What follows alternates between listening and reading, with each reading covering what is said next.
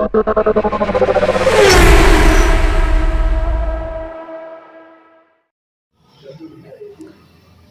الخير على كل متابعين قناة ميكانيك الصعيد. تقسيم النهاردة تقسيمة كتينة الجيلي السيكي. تقسيمة كتينة الجيلي السيكي. أنا عندي تقسيمتين في تقسيمة واحدة. الأول أقسم عمودين الكامة مع بعض، وبعد كده أرجع للتقسيمة الرئيسية بتاعت الكتينة قدام. زي ما حضرتك شايف أنا عندي زومبتين في الترسين بتوعت الكامة. اديك شايف النقطتين قدامك اهم مسلمين على بعض.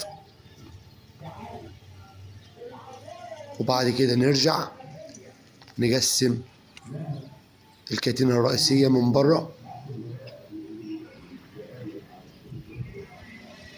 نلف عمود الكامة عشان خاطر نقسم الرئيسية زي ما انت متعود.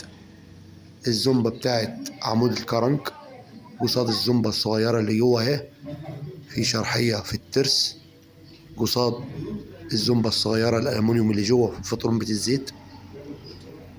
تمام. يليها الترس بتاع عمود الكامة. لو انت هتروح للنقطتين اللي ورا اللي مسلمين على بعض هتلاقي كل نقطة بقيت فوق، كل نقطة بقيت فوق عشان ما الموضوع ما يلفش معاك. انا كده على الزومبة الرئيسية في الكتينة هتبص على الزومبتين اللي ورا هتلاقي كل زومبة بقيت فوق. بص الزومبة بقيت فين؟ بقيت فوق. كل زومبة قصاد الضلع اللي في النص اللي في الكرسي.